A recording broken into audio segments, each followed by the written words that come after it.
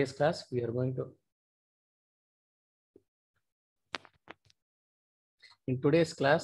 are going to discuss about the errors. Let us see the different types. Okay, theory of errors. Theory of errors. So what is an error? Some uncertainty a measurement have. Some uncertainty. CER. Some uncertainty the measurement is always have. Okay, uncertainty. This uncertainty is called as a error.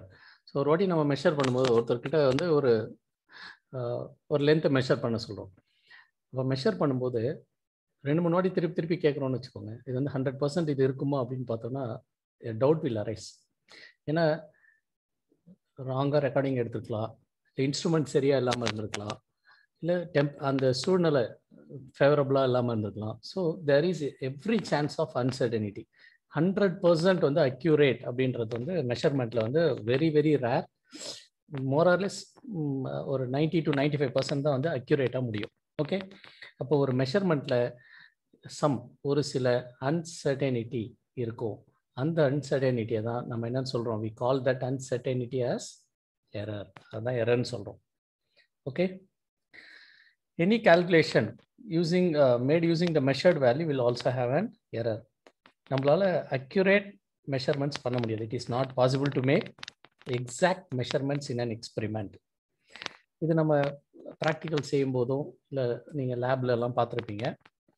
ஒரு வாட்டி experiment பண்ணும்போது same மெத்தடில் தான் experiment பண்ணுவீங்க, but you will have different values and different results.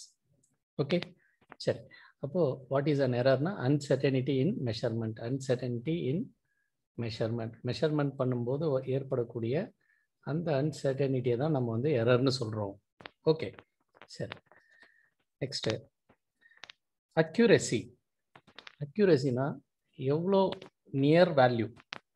Okay, accuracy refers to how close to the real value. இப்போ 10 gram இருக்கு, நீங்கள் வந்து அதை எப்படி எவ்வளோ 10 கிராமுக்கு கிட்ட உங்களுடைய மெஷர்மெண்ட் வந்து 9.99 கிராம்னு வருதுன்னு வச்சுக்கோங்களேன். இதை நம்ம மோரார்லெஸ் இப்போ 10 கிராமுக்கு ரொம்ப க்ளோஸராக வருது. Even then there is some error.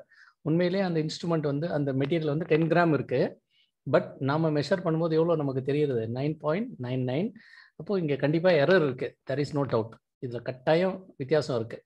அதே நேரத்தில் இந்த ரீடிங் வந்து இதுக்கு க்ளோஸாக இருக்கான்னு பார்க்கணும். பார்க்கும்போது 9.99 நீங்கள் வந்து அப்ராக்சிமேட் பண்ணிங்கன்னா ஆல்மோஸ்ட் எவ்வளோ வந்துடும், 10 கிராம். அப்போ இது க்ளோஸராக இருக்கிறதுனால இந்த ரீடிங்கை நம்ம வந்து மோரார்லெஸ் அக்யூரேட் ரீடிங், அக்யூரேட் வேல்யூ அப்படின்னு சொல்கிறோம். இந்த ஃபினாமினன் தான் வந்து அக்யூரசி. ஓகே, இதில் உண்மையான வேல்யூ இருக்கு இல்லையா, தியரி படி ட்ரூ வேல்யூ. அந்த ட்ரூ வேல்யூ தான் வந்து நம்ம தியரட்டிக்கலாக வர வேல்யூ. ட்ரூ வேல்யூ அது வந்து it's also called as theoretical value. இந்த 10 கிராம் தியரட்டிக்கல் வேல்யூ. இந்த 9.99 கிராம் வந்து மெஷர்டு வேல்யூ, நம்ம மெஷர் பண்ண வேல்யூ. இது ரெண்டுத்துக்குள்ள டிஃபரன்ஸ்க்கு பேர் தான் வந்து எரர். இது ரெண்டுத்துக்குள்ள வித்தியாசம் தான் எரர். ஸோ இந்த இடத்துல எவ்வளோ எரர் அப்படின்னு பார்த்தீங்கன்னா 0.01 0.01 gram error is there. Okay, right. Now we have to come to the next thing, precision. Precision na enna? What is precision? PRECISION. So what is precision? Now இந்த எரர்க்கும் ப்ரிசிஷனுக்கும் என்ன difference?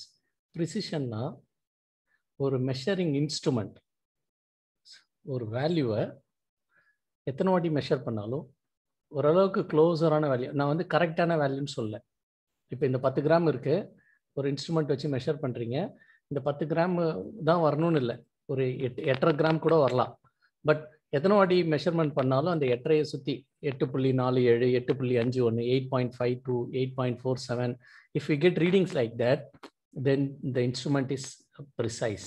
The readings are precise. Okay, right. So precise ரெண்டுத்துக்குள்ள difference பார்ப்போம். எரருக்கும் ப்ரிசிஷனுக்கும் ஒரு example சொன்னோன்னா you can understand in a better manner. Okay, ஒரு measurement ப்ரிசைஸாக இருந்துச்சுன்னா, if a measurement is precise, அது not necessarily accurate, not necessarily accurate. ஒரு RILY, not necessarily accurate. ஒரு ரீடிங் வந்து ப்ரிசைஸாக இருக்குன்னா அது அக்யூரேட்டாக இருக்கணும்னு அவசியம் இல்லை. ஆனால் ஒரு ரீடிங் வந்து அக்யூரேட்டாக இருந்துச்சுன்னா அது எப்படி இருக்கும்னா ப்ரிசைஸாக இருக்கும். when a reading is accurate, it is precise. இதுக்கெல்லாம் ஒரு எக்ஸாம்பிள் சொன்னால் you can understand easily. I will give you the example. So 3 terms இது வரைக்கும் சொல்லியிருக்கேன். ஒன்று எரர், செகண்ட் ப்ரிசிஷன், மூணாவது வந்து அக்யூரசி. எரர்னா உண்மையான இருக்க வேல்யூக்கும் நாம் மெஷர் பண்ணுற வேல்யூக்கும் இருக்கிற டிஃப்ரென்ஸ் தான் எரர், முடிஞ்சிச்சு. அக்யூரசி, அந்த எரர் ரொம்ப கம்மியாக இருந்து ரியல் வேல்யூவும் மெஷர்டு வேல்யூவும் ரொம்ப க்ளோஸாக வந்துச்சுன்னா then it is called accurate. சரி, நம்ம எத்தனை வாட்டி எக்ஸ்பெரிமெண்ட்டை ரிப்பீட் பண்ணும்போதும் ஒரே மாதிரியான ரீடிங்ஸ் வருது, பட் அது க்ளோஸராக இருக்கலாம், இல்லாமையும் போகலாம். அந்த மாதிரி இருந்ததுன்னா அது ப்ரிசைஸ். அதனால தான் சொல்கிறாங்க ப்ரிசைஸாக இருக்கிறது எல்லாம் அக்யூரேட்டாக இருக்கணும்னு அவசியம் இல்லை. அக்யூரேட்டாக இருந்துச்சுன்னா கண்டிப்பாக ப்ரிசைஸாக தான் இருக்கும். Let us see some examples here. பாருங்கள், இப்போ நம்ம ஒரு எக்ஸாம்பிள் பார்ப்போம். இப்போ ஒரு டெம்பரேச்சர், உங்கள் புக்கில் இருக்க எக்ஸாம்பிளே சொல்கிறேன். ஒரு அவுட் சைடில் ஒரு டெம்பரேச்சரை மெஷர் பண்ணுறோம், 40 degree. Temperature out side building எவ்வளோ இருக்குது, 40 டிகிரி. ஒரு தெர்மோமீட்டர் வச்சு மெஷர் பண்ணிட்டேன். உண்மையிலே அவுட் சைடில் ரியல் உண்மையிலே எவ்வளோ இருக்குனாலும் 40 டிகிரி செல்சியஸ் இருக்குது. இது உண்மையிலே இருக்கிறது. இந்த 40 டிகிரி வந்து நான் வந்து தெர்மோமீட்டரை வச்சு செக் பண்ணுறேன். இந்த தெர்மோமீட்டர் வச்சு மெஷர் பண்ணுறேன். ஓகே, ஐ ஆம் கெட்டிங் த சேம். தெர்மோமீட்டர் வச்சு மெஷர் பண்ணும்போது 40 வருது. உண்மையிலே எவ்வளோ இருக்குது அங்கே, வெளியில் ரியலாகவும் 40 இருக்குது. அப்போது இந்த தெர்மோமீட்டர் எப்படிப்பட்ட தெர்மோமீட்டர்? The thermometer is very accurate. எனக்கு வந்து சரியான வேல்யூ அந்த தெர்மோமீட்டர் வந்து கொடுத்துருக்கு. The thermometer it is very accurate. Okay, சரி.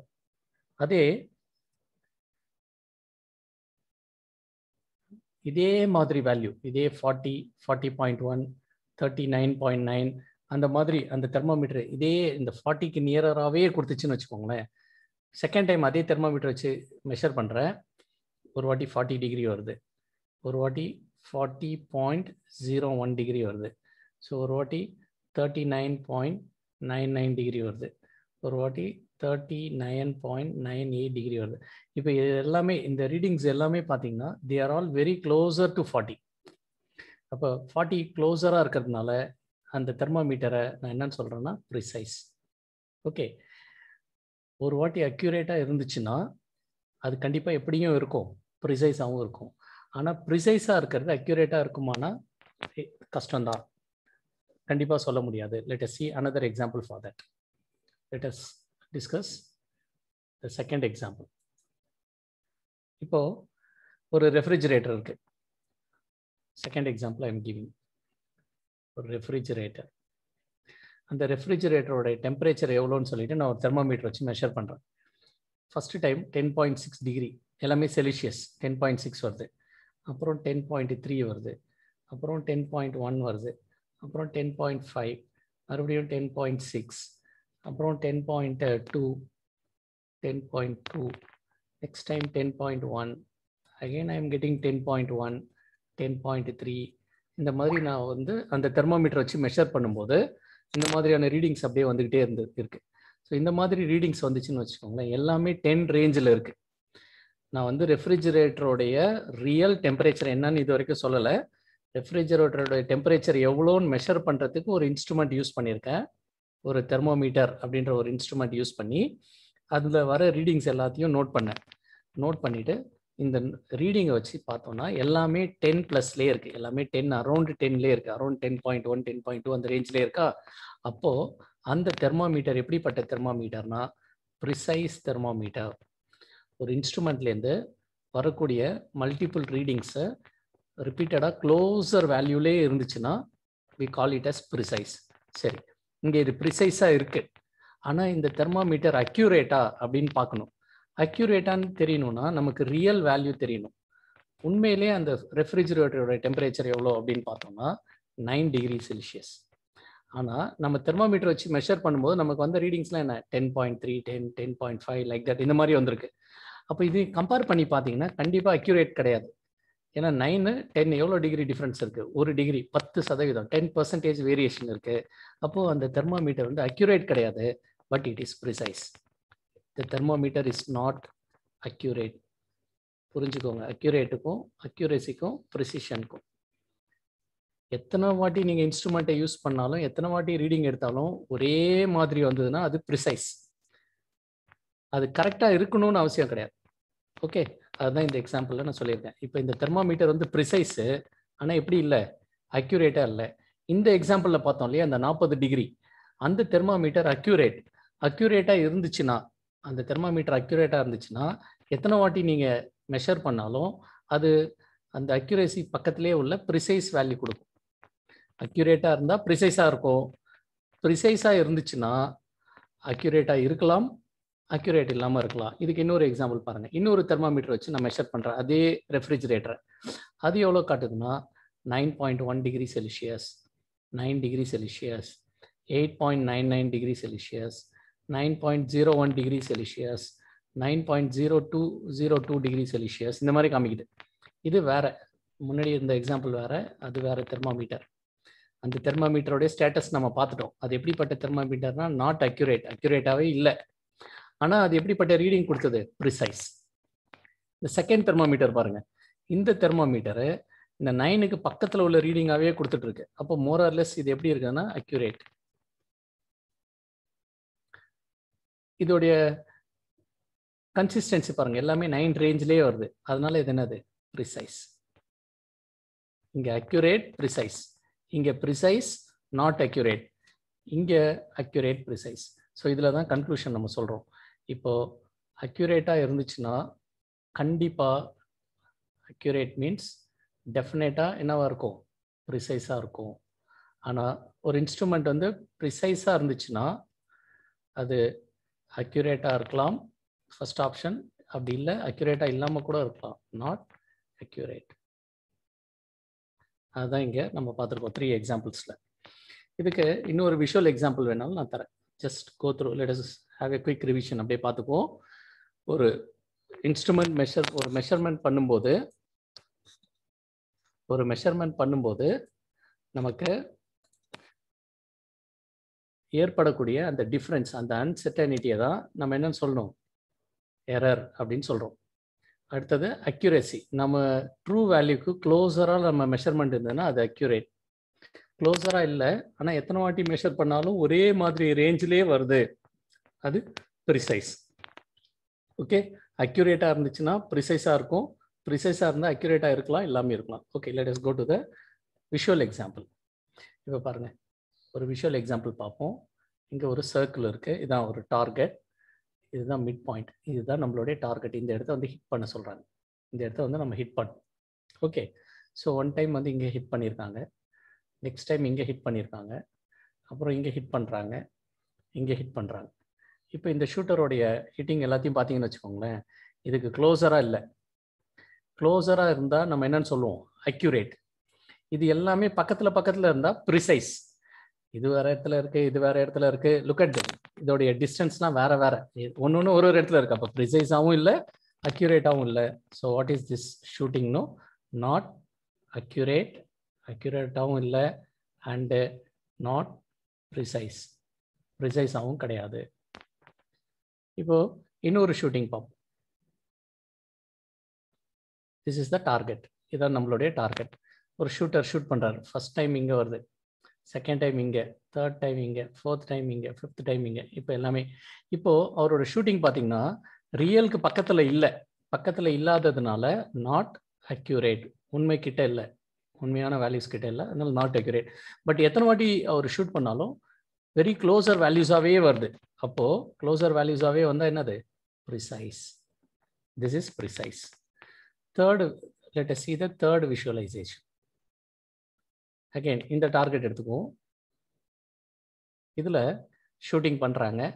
இங்கே படுது, இங்கே படுது, இங்கே படுது, இங்கே, இங்கே.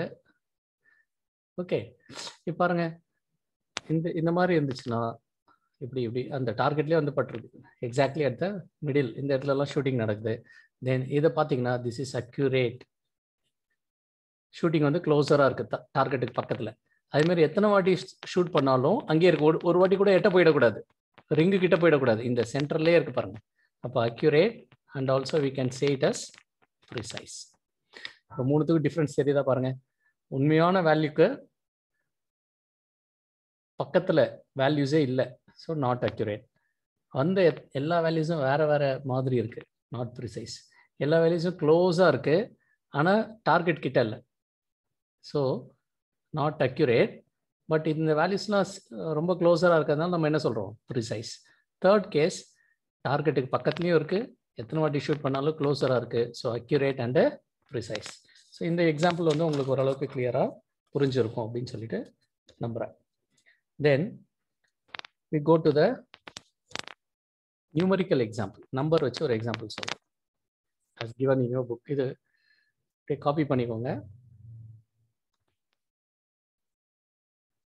let us see a numerical example. முன்னாடி வந்து visual example பார்த்தோம். இப்போ நம்ம பார்க்கறது வந்து numerical example.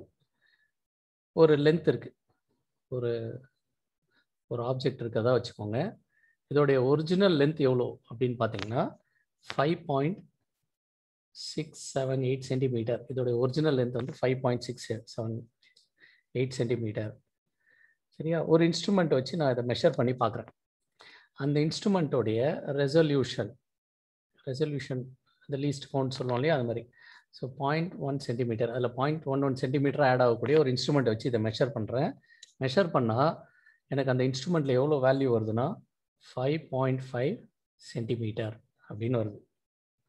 வேற ஒரு எக்ஸ்பெரிமெண்ட் மூலயமா இன்னும் நல்ல பவர்ஃபுல்லான, இன்னும் நல்ல ஹை ரெசல்யூஷன் 0.01 சென்டிமீட்டர் ரெசல்யூஷன் உள்ள, நம்ம கேமராலே சொல்லுவோம் இல்லையா, ஹை ரெசல்யூஷன் கேமரா, 2 பாயிண்ட்டை வந்து ரொம்ப ஸ்ப்ளிட் பண்ணி காட்டும் அந்த கேமரா. இந்த மாதிரி ஹை ரெசல்யூஷனில் உள்ள ஒரு இன்ஸ்ட்ருமெண்ட்டில் மறுபடியும் நான் மெஷர் பண்ணுறேன். எனக்கு ஆன்சர் என்ன வருதுன்னா 5.38 சென்டிமீட்டர். ஓகே, இப்போ இது ரெண்டுத்துக்கும் பாருங்க, இது ஒரு டிஜிட்டில் இருக்குது, இது 2 டிஜிட்டில் இருக்குது. அதுதான் வித்தியாசம். இந்த ரெசல்யூஷன் வந்து 0.1 சென்டிமீட்டர் தான், இந்த இதோடைய ரெசல்யூஷன் 0.01. அப்போ டெசிமலுக்கு அப்புறம் 2 டிஜிட் இருக்குது, இங்கே டெசிமலுக்கு அப்புறம் 1 டிஜிட் இருக்குது. ஸோ இந்த மாதிரி ரெண்டு இன்ஸ்ட்ருமெண்ட்டை வச்சு நான் மெஷர் பண்ணிட்டேன். இது இன்ஸ்ட்ருமெண்ட் 1 வச்சு மெஷர் பண்ணுறேன், இன்ஸ்ட்ருமெண்ட் 2 வச்சு மெஷர் பண்ணும்போது இந்த ரிசல்ட் கிடைக்குது. ஆனால் அதோட ஒரிஜினல், இதுதான் அதோடைய ஒரிஜினல் வேல்யூ. ஓகே, இப்போ நம்ம கம்பேர் பண்ணால் இதுக்கு க்ளோஸரான வேல்யூ எது அப்படின்னு பார்த்தீங்கன்னா 5.6, இது 5.5, 5.38. அப்போ இதுதான் க்ளோஸர் வேல்யூ. இந்த 5.38 இருக்கு இல்லையா, இது வந்து மோர் அக்யூரேட், இது வந்து ரொம்ப அக்யூரேட். ஸோ ஃபர்ஸ்ட் ஒன் வந்து மோர் அக்யூரேட்.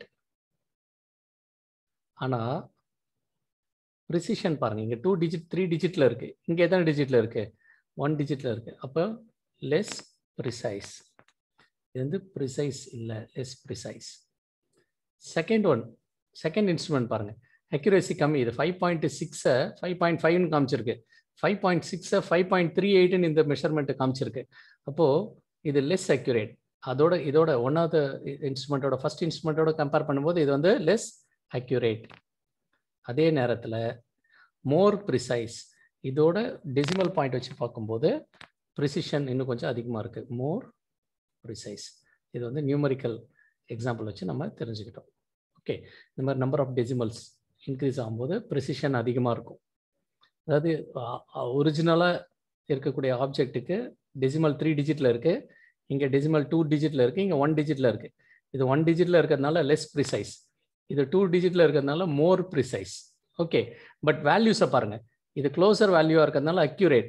செகண்ட் ஒன் வந்து ஃபஸ்ட் அளவுக்கு க்ளோஸராக இல்லை. ஃபஸ்ட் அளவில் வந்து ஃபஸ்ட்டுக்கும் ஒரிஜினலுக்கும் 0.1 தான் டிஃப்ரென்ஸ். இங்கே இது பார்த்தீங்கன்னா 0.3 டிஃப்ரென்ஸ் இருக்குது, அதனால இது லெஸ் அக்யூரேட் அப்படின்னு சொல்கிறாங்க. ஸோ உங்களுக்கு 2 எக்ஸாம்பிள் காமிச்சிருக்கேன். ஒன்று விஷுவலைஸ் பண்ணுற மாதிரி, இந்த விஷுவலைஸ் பண்ணுற மாதிரி ஒரு எக்ஸாம்பிள், இந்த அக்யூரேசியும் ப்ரிசிஷனும் you can visualise. Second example is a numerical example. Okay, சரி. Next errors in measurement. ஏன் எரர் வருது, எத்தனை டைப்ஸ் ஆஃப் எரர்ஸ் இருக்குது, let us see it. Errors in measurement.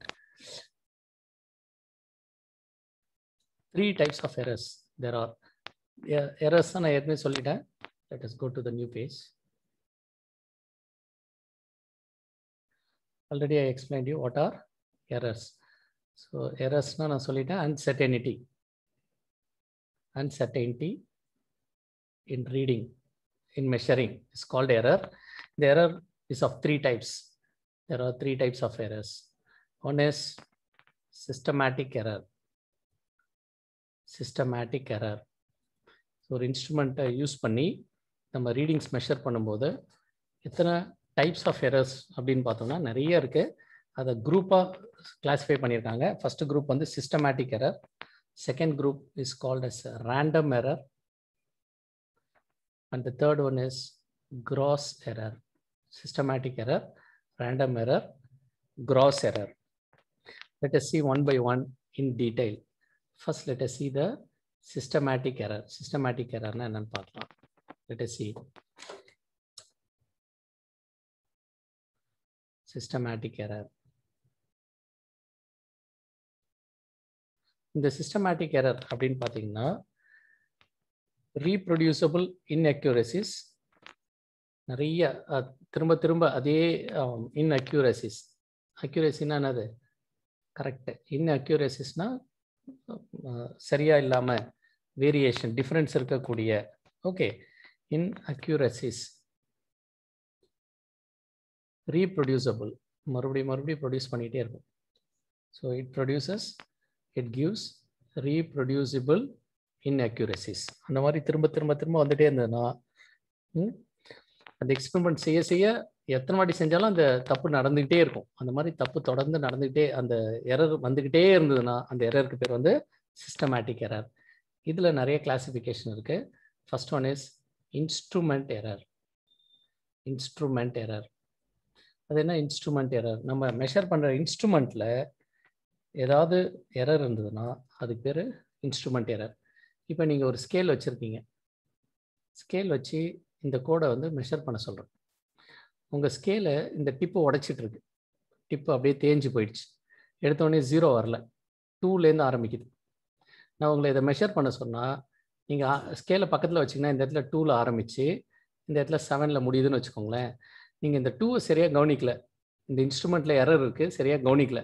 அப்போது உங்களுக்கு ரீடிங் எவ்வளோ வந்திருக்கும் அப்படின்னு பார்த்தீங்கன்னா 7 மீட்டர் அப்படின்னு சொல்வீங்க, இல்லை 7 சென்டிமீட்டர் அப்படின்னு சொல்வீங்க ஸ்கேலை வச்சு.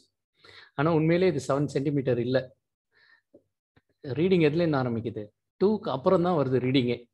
அப்போ உண்மை எவ்வளோ இருக்குது அப்படின்னு பார்த்தோன்னா 5 சென்டிமீட்டர் தான் இந்த லென்த்து. பட் நம்ம இன்ஸ்ட்ருமெண்ட் எத்தனைன்னு காமிக்குது? 7 சென்டிமீட்டர் காமிக்குது. ஏன்னா இன்ஸ்ட்ருமெண்ட் வந்து ஓன் அவுட் ஆகிடுச்சு, இன்ஸ்ட்ருமெண்ட்டு ரொம்ப பழசாகிடுது, தேஞ்சு போயிடுச்சு, எட்ஜஸ்லாம் சரியாக இதுவாக இல்லை, அந்த பிரிண்டிங் வரல. அந்த மாதிரி ஒரு இன்ஸ்ட்ருமெண்ட்னால சில எரர் ஏற்படும். அந்த எரருக்கு பேர் இன்ஸ்ட்ருமெண்டல் எரர். சரி, இதை எப்படி நம்ம சரி பண்ணுறது அப்படின்னு பார்த்தோன்னா, கரெக்ட் இன்ஸ்ட்ருமெண்ட் கேர்ஃபுல்லி. என்னத்தை மெஷர் பண்ணுறதுக்கு அதுக்கு தேவையான அந்த கரெக்ட் இன்ஸ்ட்ருமெண்ட் எடுக்கணும். அதேமாரி கேர்ஃபுல்லாக மெஷர் பண்ணணும். Correct instrument and you have to measure carefully. நீங்கள் வந்து ஒரு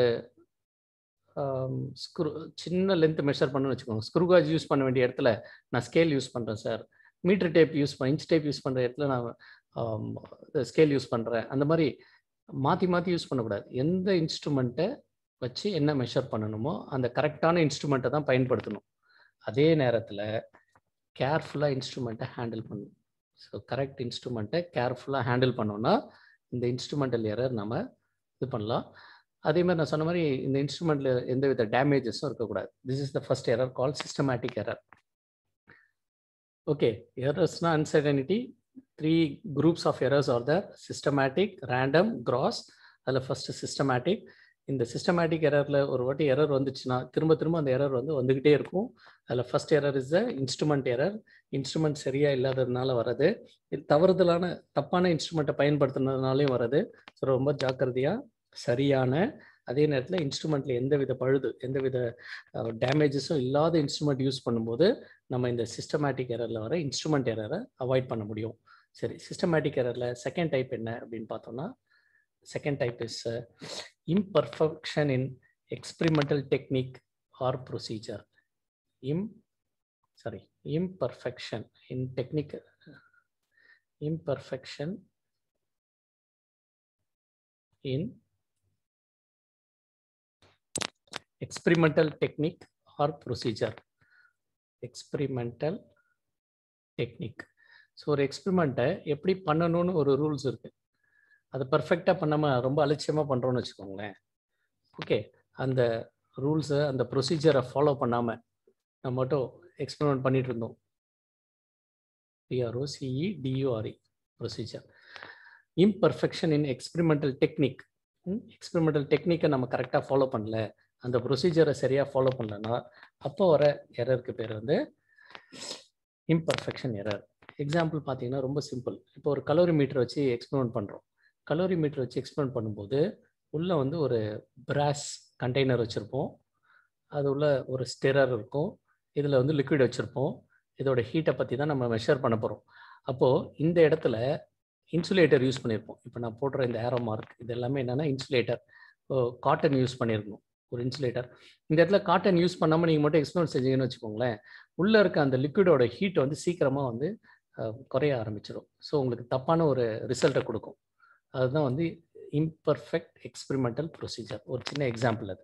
ஓகே, ஸோ நம்ம எந்த ஒரு எக்ஸ்பெரிமெண்ட் யூஸ் பண்ணாலும் அந்த எக்ஸ்பெரிமெண்ட்டை என்னென்ன ப்ரொசீஜர், என்னென்ன டெக்னிக், அந்த எப்படி ஃபாலோ பண்ணணும்னு சொல்லிட்டு ரூல்ஸ் இருக்கோ அதுபடி தான் நம்ம ஃபாலோ பண்ணணும்.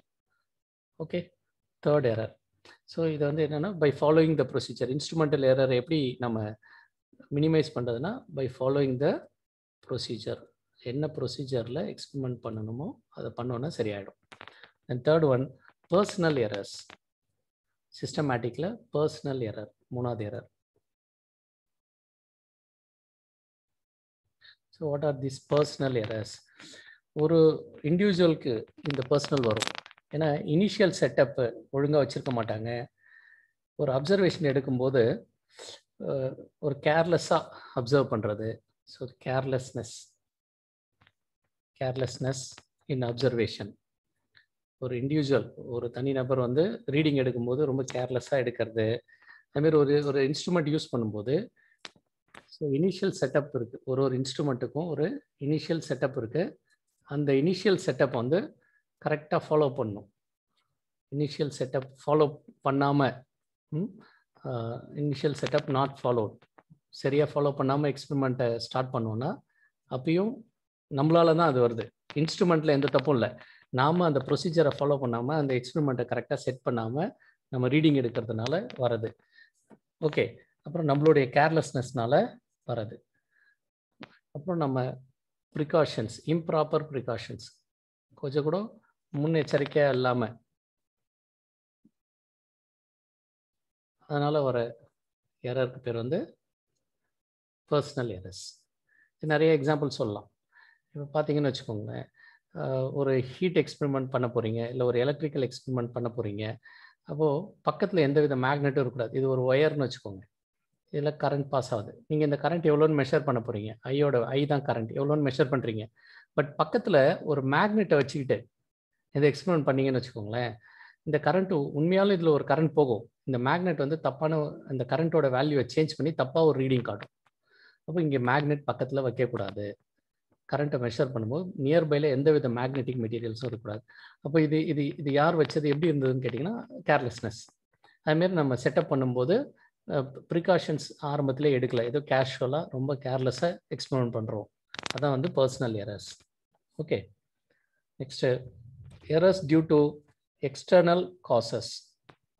எக்ஸ்டர்னல் காசஸ்னால வர errors due to external causes, வெளி காரணிகள், நிறைய எக்ஸ்டர்னல் ஃபேக்டர்ஸ், அதனால் வருது.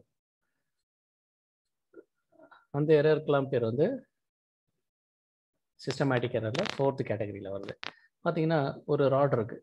இந்த ராட் வந்து 5 மீட்டர் நான் மெஷர் பண்ண போகிறேன். மெஷர் பண்ணும்போது நல்ல டெம்பரேச்சர் பயங்கரமாக இருக்குது, ரொம்ப ஹை டெம்பரேச்சர், நல்ல சம்மர் வெயிலில் இருக்குது, ரொம்ப ஹாட்டாக இருக்குது. அப்போ மெஷர் பண்ணிவிட்டு 5 மீட்டர் வந்துடுச்சு. அதே ராடை அதே இடத்துல வச்சு நைட்டு நான் மெஷர் பண்ணுற 4.8 மீட்டர் தான் வருது. பார்த்தீங்கன்னா 0.2 மீட்டர் குறைஞ்சிருக்கும். எதனால் குறைஞ்சதுன்னா, உண்மை என்னென்னா உண்மையிலே அதோட லென்த் வந்து 4.8 மீட்டர் தான். டே டைமில் ஹீட் பாஸ் ஆகிறதுனால அந்த ஆப்ஜெக்ட் என்ன ஆயிருக்கும், எக்ஸ்பேண்ட் ஆகிருக்கும். எக்ஸ்பேண்ட் ஆன ரீடிங்கை நீங்கள் எடுத்து வச்சுக்கிட்டு இது உண்மைன்னு நம்பிட்டு இருந்தீங்கன்னா தட் இஸ் ராங். இது வந்து எக்ஸ்டர்னல் ஃபேக்டர்ஸ், எக்ஸ்டர்னல் காசஸ். ஹீட்னால அந்த வேல்யூ வந்து 5 மீட்டர் ஆச்சு. உண்மையிலே அது எவ்வளோ, 4.8 மீட்டர். அப்போ இங்கே வர இந்த எரருக்கு பேர் வந்து errors due to external causes. இது எதுனால வரும் அப்படின்னு பார்த்தீங்கன்னா, டெம்பரேச்சர்னால வரும், ஹியூமிடிட்டினால வரும். நிறைய examples we can say. Humidity, ப்ரெஷர்னால சேஞ்சஸ் வரும். ஹியூமிடிட்டி ஈரப்பதம் சொல்கிறோம் இல்லையா. அப்புறம் ப்ரெஷர், இந்த அழுத்தத்தினால ரீடிங் மாறிடும். இந்த மாதிரியான எரர்ஸ்க்கெலாம் பேர் வந்து errors due to external causes. Next நம்ம பார்க்க போகிறது least count error. 5th one is least count error. Least count எரர்னா என்ன? இப்போ ஒரு இன்ஸ்ட்ருமெண்ட்டை யூஸ் பண்ணி ஒரு கம்மியான வேல்யூ, இப்போ 0.01 சென்டிமீட்டர் தான் நம்ம அதை வச்சு மெஷர் பண்ண முடியும். ஆனால் நான் மெஷர் பண்ணும்போது அதை விட கம்மியான வேல்யூ மெஷர் பண்ணோன்னா அந்த இன்ஸ்ட்ருமெண்ட்டை யூஸ் பண்ணி பண்ணவே முடியாது. அந்த எரருக்கு பேர் தான் லீஸ்ட் கவுண்ட் எரர். இப்போ இங்கே ஒரு ஸ்கேல் இருக்குது. ஸ்கேலில் இது 1 சென்டிமீட்டர், 0.1ன்னு வந்துடுச்சு. அப்புறம் 1 2 3 4 இந்த இடத்துல 2ன்னு வருதுன்னு வச்சுக்கோங்களேன். இது 2 சென்டிமீட்டர், இது 1 சென்டிமீட்டர் ரீடிங். இப்போது இது இந்த பாயிண்ட் 1, இந்த பாயிண்ட் எவ்வளோ, 1.2. ஸோ ஃபஸ்ட் ரீடிங் 1, அடுத்த ரீடிங் 1.2, அடுத்த ரீடிங் 1.4, அடுத்தது 1.6, 4th ஒன்று வந்து 1.8, 5th தான் 2ன்னு இருக்குது. பாருங்கள் 5 லைன் இருக்காங்க. 1 பெரிய லைன், பிகர் லைன், 1.2, 1.4, 1.6, 1.8, 2 இந்த மாதிரி வந்துடுச்சு. நீங்கள் இந்த ஸ்கேலை யூஸ் பண்ணி எதையோ மெஷர் பண்ணுறீங்க. அது என்ன பண்ணுது, 1.2க்கும் 1.4க்கும் நடுவில் வந்து நிற்குது. அப்போ நீங்கள் என்ன செய்வீங்க, 1.2 தாண்டிடுச்சு, 1.4 டச் பண்ணலை. நாமளே அப்ராக்சிமேட்லாம் என்ன செஞ்சுக்கோன்னா 1.3ன்னு எழுதிக்குவோம். அது 1.3 இருக்கலாம், இல்லை 1.35 இருக்கலாம், 1.37 இருக்கலாம். நம்மளால் கண்டுபிடிக்க முடியாது. ஏன்னா இங்கே லீஸ்ட் கவுண்ட் எவ்வளோ அப்படின்னு பார்த்தீங்கன்னா 0.2 சென்டிமீட்டர் தான் இங்கே லீஸ்ட் கவுண்ட். 0.2 சென்டிமீட்டர் தான் லீஸ்ட் கவுண்ட். இதை விட கம்மியாக நம்ம மெஷர் பண்ணுறதுக்கு இந்த ஸ்கேலில் வந்து ப்ரொவிஷன் கிடையாது. ஓகே, புரியுதான்னு பார்த்துக்கோங்க. ஃபர்ஸ்ட் ஒன் இஸ் 1,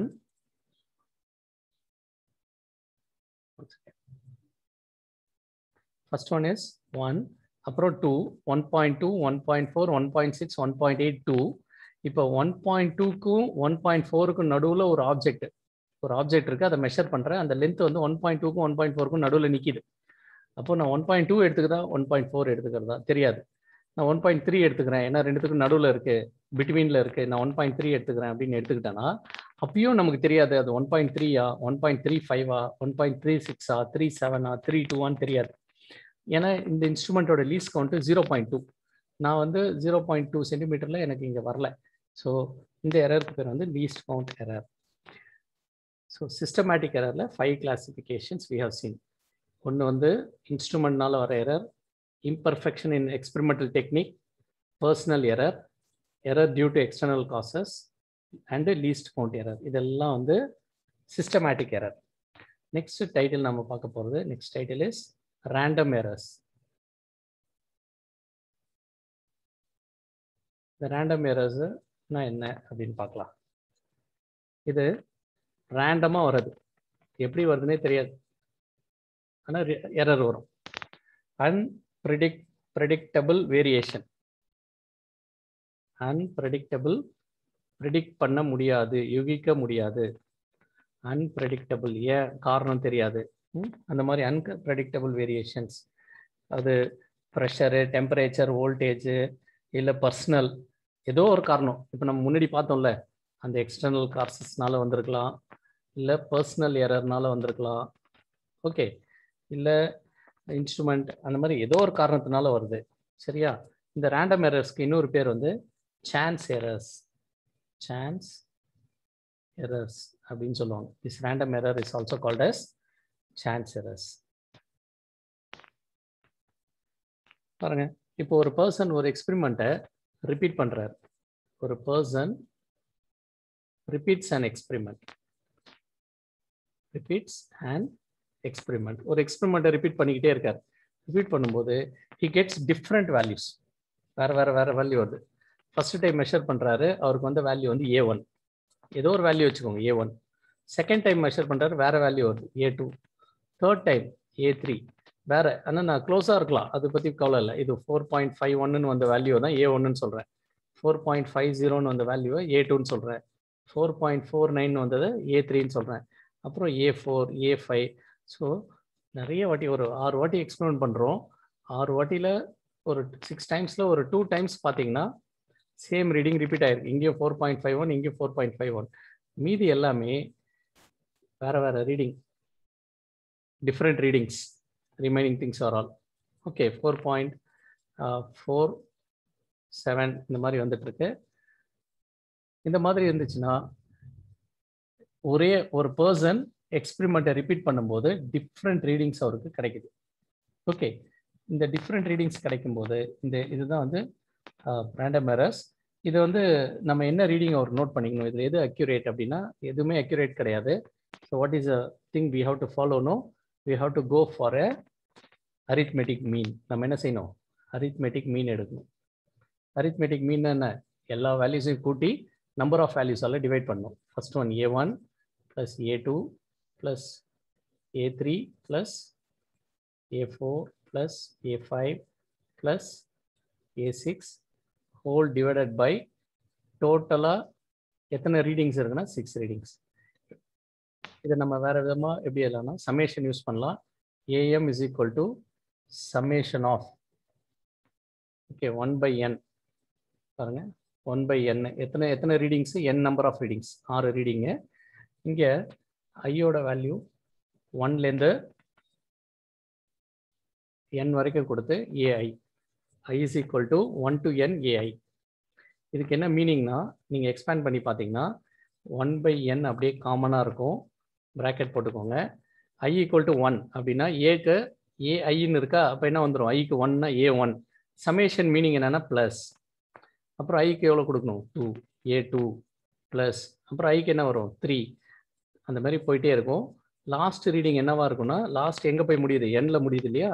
நீங்கள் மேத்தமெட்டிக்ஸில் இதை சொல்லி தருவாங்க உங்களுக்கு, AN. இதை தான் இந்த மாதிரி ஷார்ட் ஃபார்ம்ல எழுதலாம். ஸோ இந்த மாதிரி ஆவரேஜ் எடுத்து இந்த அரித்மெட்டிக் மீனை வச்சு அந்த வேல்யூஸை நம்ம நோட் பண்ணிக்கலாம். இப்போ பாருங்கள், இது எல்லாத்துக்கும் ஆவரேஜ் எடுக்கணும். ஆவரேஜ் எடுத்திங்கன்னா அதுக்கு என்ன வேல்யூ வருதோ that is the average value. Okay, இதான் random errors. Next we go to the gross errors. அப்போ ரேண்டம் எரர்ஸ்க்கு காரணம் இருக்குன்னா இல்லை, காரணமே இல்லை, இதுதான் சொல்ல முடியாது. பர்சனல்னாலையும் இருக்கும், 2-3 எரர் ஒரே நேரத்துலையும் நடந்திருக்கும். பர்சனும் தப்பு பண்ணியிருப்பாரு, இது எக்ஸ்டர்னல் காசஸும் அதில் நடந்திருக்கலாம், அப்புறம் இன்ஸ்ட்ருமெண்ட்டோடைய இஷ்யூஸும் அதில் இருந்திருக்கலாம். நம்மளால் வி கேனாட் ப்ரெடிக்ட், நம்மளால் யூகிக்க முடியாது, கண்டுபிடிக்கிறது கஷ்டம். ஓகே, அப்போ கிராஸ் எரர் ரேண்டம் எரர் வந்துச்சுன்னா எப்படி சார் அவாய்ட் பண்ணுறதுன்னா, நான் சொன்ன மாதிரி எக்ஸ்பெரிமெண்ட்டை 4-5 வாட்டி ரிப்பீட் பண்ணி அது எல்லாத்துக்கும் ஆவரேஜ் போட்டிங்கன்னா அந்த ரேண்டம் எரர் நம்ம வந்து அவாய்ட் பண்ணலாம். Then the third type of error is called as a gross error. மூணாவது எரருக்கு பேர் வந்து gross error. So what is gross error? ஒரு அப்சர்வருடைய கேர்லெஸ்னால, it is due to the sheer carelessness of an observer. It is due to the sheer carelessness of an observer. ஒரு அப்சர்வர்னுடைய கேர்லெஸ்னஸ்னால வரக்கூடிய error, அது cross error. Okay, பாருங்க என்னென்ன இதுனா, ஒரு இன்ஸ்ட்ருமெண்ட்லேருந்து reading எடுக்கிறாரு without setting properly. Reading and instrument, reading an instrument without setting properly. ஒரு இன்ஸ்ட்ருமெண்ட்லேருந்து readings எடுத்துக்கிறாரு, ஆனால் இந்த இன்ஸ்ட்ருமெண்ட்டை ப்ராப்பராக செட் பண்ணல. Okay, without setting properly. இது ஒரு ஃபர்ஸ்ட் திங். இது யாருடைய மிஸ்டேக்னா வெறும் அப்சர்வரோட மிஸ்டேக். அவர் கரெக்டாக செட் பண்ணியிருந்தாருன்னா நமக்கு எரர் வந்திருக்காது.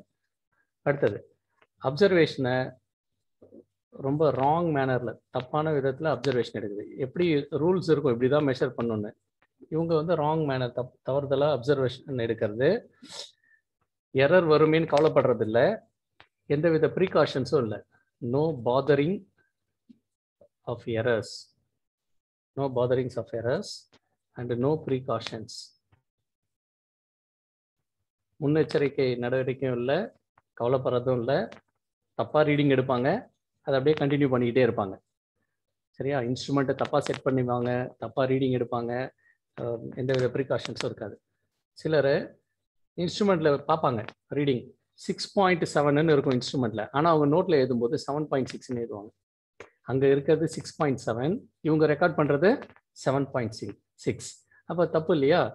Recording wrong observations, recording wrong observations. அவங்க அப்சர்வ் பண்ணுறத மாற்றி தவறுதலாக தப்பாக என்டர் பண்ணுறது தான் வந்து ஒரு காரணம். இதுவும் யாரால? It is due to the person. Okay, சரி. அடுத்தது யூசிங் ராங் வேல்யூஸ் இந்த கால்குலேஷன். யூசிங் ராங், சப்ஸ்டியூட் பண்ணும்போது தப்பாக சப்ஸ்டியூட் பண்ணிடுவாங்க. யூசிங் ராங் வேல்யூஸ் இந்த கால்குலேஷன். ஒரு கால்குலேஷனில் எடுத்துகிட்டு போயிட்டு சப்ஸ்டியூஷன் பண்ணும்போது தப்பான வேல்யூஸை போட்டு சப்ஸ்டியூட் பண்ணால் அவங்களுக்கு ரிசல்ட் ஆட்டோமேட்டிக்காக தப்பாக தான் வரும். ஸோ இந்த மாதிரி ஒரு அப்சர்வர்னால வருது. இந்த எரர் எப்படி நம்ம மினிமைஸ் பண்ணலாம் அப்படின்னு பார்த்தோம்னா, ஓகே, அப்சர்வர் எப்படி இருக்கணும்? ரொம்ப கேர்ஃபுல்லாக இருக்கணும். அதே நேரத்தில் மென்டலி அலர்ட். அவர் மைண்டு ஃபுல்லாக இந்த எக்ஸ்பெரிமெண்ட்லேயே இருக்கணும், வேறு எதுவும் திங்க் பண்ணிட்டு இருக்கக்கூடாது. அந்த மாதிரி மென்டலி அலர்ட் அண்ட் கேர்ஃபுல்லாக இருந்தால் மட்டும்தான் இந்த கிராஸ் எரரை நம்ம அவாய்ட் பண்ணலாம். ஏன்னா இங்கே பாருங்கள், கிராஸ் எரர் எதனால் வருது? Purely due to the carelessness of an observer. இது வேற யாரும் பொறுப்பேற்க முடியாது, அப்சர்வர் தான்.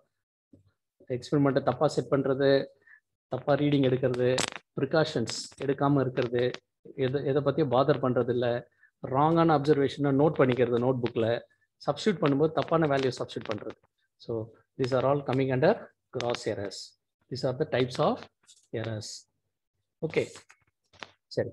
இப்போ let us have a quick revision.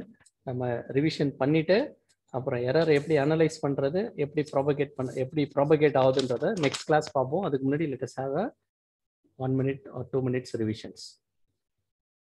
I'm going back. So error is the uncertainty in the measurement. Measurement வந்து கரெக்டாக இல்லாமல் இருக்கிற அந்த அன்சர்டனிட்டி தான் நம்ம என்னன்னு சொல்கிறோம், எரர். தியரிட்டிக்கல் வேல்யூக்கும் ட்ரூ வேல்யூக்கும் உள்ள டிஃப்ரென்ஸ் தான் error. All precise are not accurate. அக்யூரேட்டாக இருந்தால் ப்ரிசைஸாக இருக்கும். அக்யூரேட்னா நான் சொன்னேன், என்ன வேல்யூ வரணுமோ அந்த வேல்யூக்கு க்ளோஸராக இருந்ததுன்னா அக்யூரேட். அக்யூரேட்டாக இருந்தாலே அது ப்ரிசைஸ். ஆனால் ப்ரிசைஸாக இருந்தால் அக்யூரேட்டாக இருக்கலாம், இல்லாமல் இருக்கலாம். அதுக்கு ஒரு எக்ஸாம்பிள் இங்கே நம்ம சொன்னோம். ஓகே, தென் இந்த விஷுவல் அப்சர்வேஷன் பார்த்தோம். இது வந்து அக்யூரேட்டாகவும் இல்லை, ப்ரிசைஸாகவும் இல்லை. இதெல்லாம் ப்ரிசைஸாக இருக்குது, அக்யூரேட்டாக இல்லை. இங்கே பார்த்தீங்கன்னா அக்யூரேட்டாகவும் இருக்குது, ப்ரிசைஸாகவும் இருக்குது. ஐ எக்ஸ்பிளைன் சொல்லியிருந்தேன் இல்லையா? நெக்ஸ்ட்டு நியூமரிக்கல் எக்ஸாம்பிள் வச்சும் அதை பார்த்தோம். அடுத்த errors, types of errors, 3 types: systematic, random, gross. Systematic எரர்ன்றது திரும்ப திரும்ப வந்துக்கிட்டே இருக்கும். ஓகே, அதுக்கு காரணத்தை கண்டுபிடிச்சி அதை நம்ம சால்வ் பண்ணுற வரைக்கும் அந்த எரர் நடந்துக்கிட்டே இருக்கும். அதில் ஃபஸ்ட் எரர் வந்து இன்ஸ்ட்ருமெண்ட் எரர். பழைய இன்ஸ்ட்ருமெண்ட் டேமேஜ் ஆகிருக்குது, தப்பான இன்ஸ்ட்ருமெண்ட் எடுத்து யூஸ் பண்ணுறது வேற ஒரு ரீடிங்க்கு, அதெல்லாமே வந்து இன்ஸ்ட்ருமெண்டல் எரர். தென் எக்ஸ்பெரிமெண்ட் டெக்னிக்கு ப்ரொசீஜரை ஃபாலோ பண்ணாமல் ரீடிங் எடுத்தோம்னா அதனால் எரர்ஸ் வரும். அது இல்லாமல் பர்சனல் கேர்லெஸ்னஸ்ஸு, இனிஷியல் செட்டப் பண்ணாமல் இருக்குது, ப்ரிகாஷன்ஸ் எதுவும் எடுக்காமல் இருந்தால் ஒரு பர்சன்னால் வர எரர், பர்சனல் எரர். ஒரு ஆளால் வர்றது, அந்த எக்ஸ்பெரிமெண்ட் பண்ணுறவங்களால வர்றது. எக்ஸ்டர்னல் காசஸ், வெளிக்காரணிகள், அதாவது ஹீட்டு, டெம்பரேச்சர், ஹியூமிடிட்டி, இந்த மாதிரி எக்ஸ்டர்னல் ஃபேக்டர்ஸ்னால சில நேரத்தில் வந்து தப்பான ரீடிங் காட்டும். அந்த மாதிரி இருந்ததுன்னா அது வந்து errors due to external causes. Least count, நம்ம அளக்க வேண்டிய அந்த கம்மியான அளவு அந்த இன்ஸ்ட்ருமெண்ட்லேயே இருக்காது. உண்மையிலேயான அளவு வந்து 1.357 வருதுன்னு வச்சுக்கோங்க. 1.357 வருது. ஆனால் இந்த இன்ஸ்ட்ருமெண்ட்டை யூஸ் பண்ணோன்னா நம்ம ஒன்று 1.2ன்னு எழுதணும், இல்லைன்னா நான் என்னென்னு எழுதணும் 1.4. இந்த 2 ரீடிங் தான் எழுத முடியும். இதுக்கு நடுவில் எந்த ரீடிங்குமே நம்மளால் நோட் பண்ண முடியாது. அந்த மாதிரி ஒரு இன்ஸ்ட்ருமெண்ட்டை யூஸ் பண்ணோன்னா அந்த எரருக்கு பேர் least count error. Random errors ஏன் வருதுன்னே தெரியாது. அதுக்கு இன்னொரு பேர் வந்து சான்ஸ் எரர்ஸ். இது ப்ரிடிக்ட் பண்ண முடியாது. External reason, personal reasons. சரி, ஆனால் இதை எப்படி அவாய்ட் பண்ணலான்னா, எப்படி எலிமினேட் பண்ணலாம் அப்படின்னு பார்த்தீங்கன்னா, நிறைய வாட்டி எக்ஸ்பெரிமெண்ட்டை ரிப்பீட் பண்ணி நிறைய ரீடிங் எடுத்து அந்த ரீடிங்க்கு வந்து ஆவரேஜ் போட்டோம்னா நம்ம ரேண்டம் எரர் வந்து மினிமைஸ் பண்ண முடியும். கிராஸ் எரர், இது பியூராக அந்த பர்சன்னால் வர எரரு. ப்ராப்பராக செட் பண்ணாமல் இருக்கிறது, ராங் மேனரில் வந்து ரீடிங் எடுக்கிறது, எதை பாதர் பண்ணுறது இல்லை, ப்ரிகாஷன்ஸ் முன்னெச்சரிக்கை எடுக்காமல் இருக்கிறது, கரெக்டான ரீடிங்கை கூட தப்பாக எழுதிக்கிறது நோட்டில் எழுதும்போது, அப்புறம் வேல்யூ சப்ஸ்டியூட் போடும்போது தப்பான வேல்யூ சப்ஸ்டியூட் பண்ணுறது, இதெல்லாமே வந்து கிராஸ் எரர். இதை எப்படி அவாய்ட் பண்ணுறதுன்னா, அந்த அப்சர்வர் வந்து ரொம்ப கேர்ஃபுல்லாகவும் மென்டலி அலர்ட்டாகவும் இருந்தால் இதை நம்ம அவாய்ட் பண்ண முடியும். Okay, so that's all. இப்போ நாளைக்கு நம்ம வந்து next class, again you have the class on Wednesday. மறுபடியும் நம்ம ப்ராபகேஷன் ஆஃப் எரர்ஸ், அதுக்கு அடுத்தது சிக்னிஃபிகண்ட் ஃபிகர்ஸ், இது ரெண்டுத்தையும் அன்றைக்கி பார்ப்போம். தேங்க்யூ.